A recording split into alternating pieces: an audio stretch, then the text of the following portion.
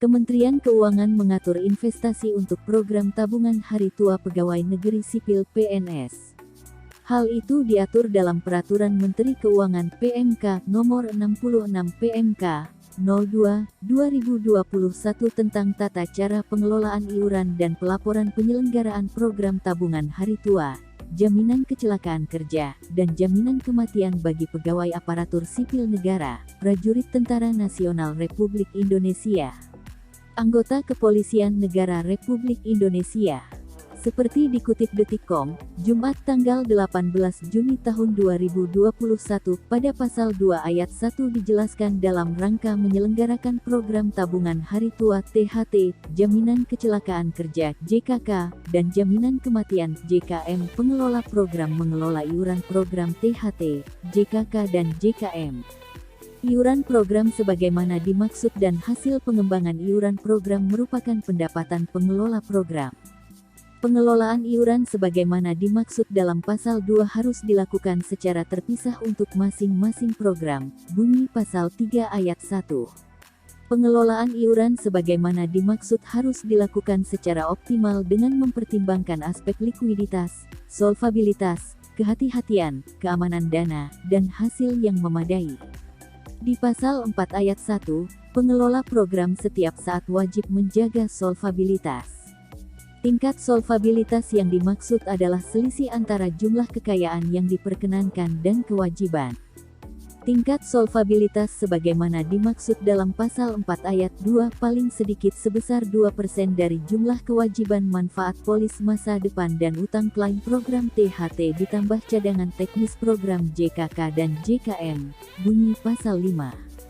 Di pasal 6 ayat 1 disebutkan, jenis kekayaan yang diperkenankan terdiri atas kekayaan dalam bentuk A. Investasi dan B. Bukan investasi. Kemudian, di ayat 2 dijelaskan, kekayaan yang diperkenankan dalam bentuk investasi harus A. Dikuasai oleh pengelola program, B. Tidak dalam sengketa dan C. Tidak diblokir oleh pihak berwenang.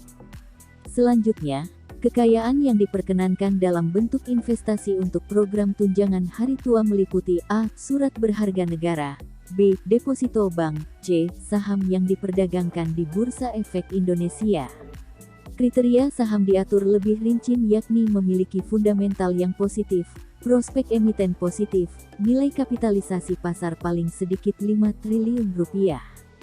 Kemudian, D. Obligasi yang paling rendah memiliki peringkat BBB atau yang setara dari perusahaan pemeringkat efek yang telah memperoleh izin dari lembaga pengawas di bidang pasar modal, E. Obligasi dengan mata uang asing, F. Sukuk, G. Medium term notes, H. Utang subordinasi, I. Reksadana, J. Efek beragun aset, K. Unit penyertaan dana investasi real estate, L. Dana investasi infrastruktur berbentuk kontrak investasi kolektif, M. Penyertaan langsung, N. Pinjaman dana, dan O. Tanah, bangunan dan atau bangunan dengan hak strata.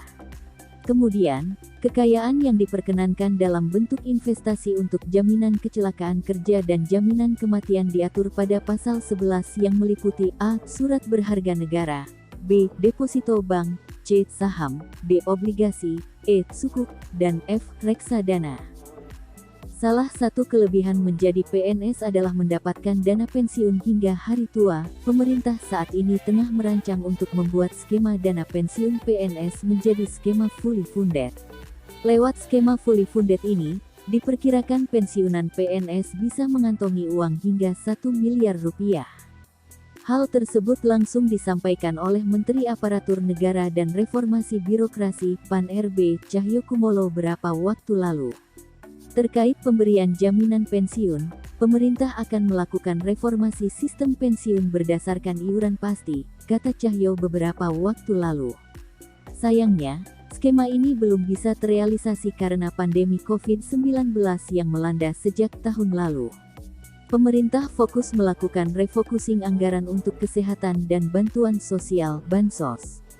Sebenarnya ada pada awal Januari tahun 2020 sudah ada inisiatif mengadakan rapat di Kemenkeu, yang undang Pak Mendagri dan kami juga untuk bahas detail, katanya.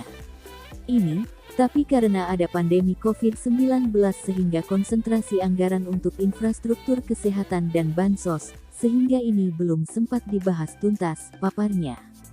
Perubahan skema pensiunan ini dilakukan sebagai salah satu langkah untuk memberikan uang pensiunan yang lebih besar kepada PNS saat habis masa kerjanya. Selain itu, skema terbaru ini juga akan mengurangi beban APBN.